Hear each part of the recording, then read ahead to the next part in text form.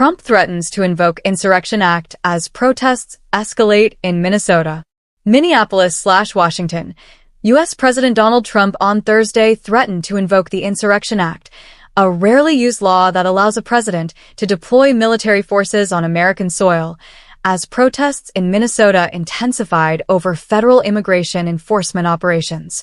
The warning came amid growing unrest in Minneapolis, where demonstrations erupted after a U.S. Immigration and Customs Enforcement (ICE) agent fatally shot a U.S. citizen, 37-year-old Renee Nicole Good, during an enforcement operation nearly a week earlier. Tensions further increased after another federal agent shot a Venezuelan man in the leg during a separate encounter. In a post on his social media platform, Truth Social, Trump accused local Minnesota officials of failing to control what he described as professional agitators and insurrectionists targeting ICE agents.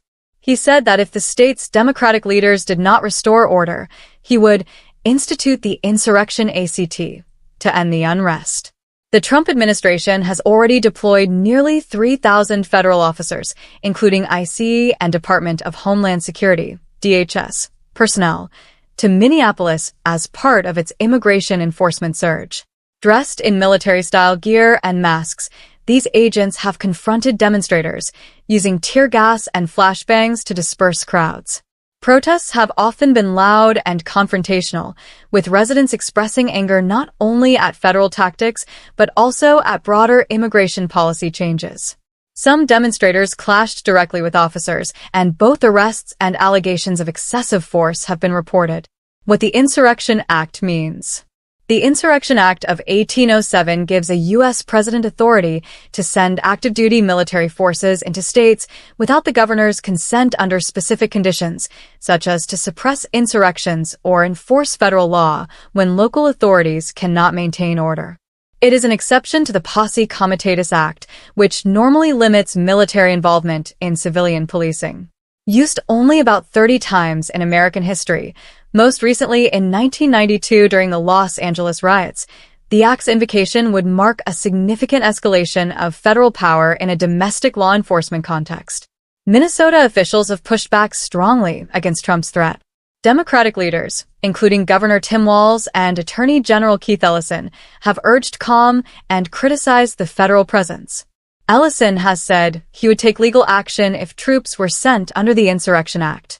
Local authorities have also called for peaceful protest amid the unrest. Minneapolis Mayor Jacob Frey publicly appealed for nonviolent demonstrations and urged residents to avoid escalation. Civil liberties groups and critics nationwide have condemned the idea of using the act in this context, arguing that protests against federal immigration policies do not amount to an insurrection and that such measures risk undermining constitutional rights. The situation in Minnesota underscores deep political and social divisions over immigration enforcement, federal authority, and the appropriate use of force in managing civil unrest.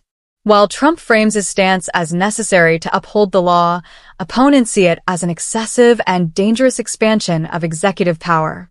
As tensions continue, the threat to employ the Insurrection Act has become a flashpoint in broader national debates over civil liberties and the limits of government authority in responding to domestic protest movements.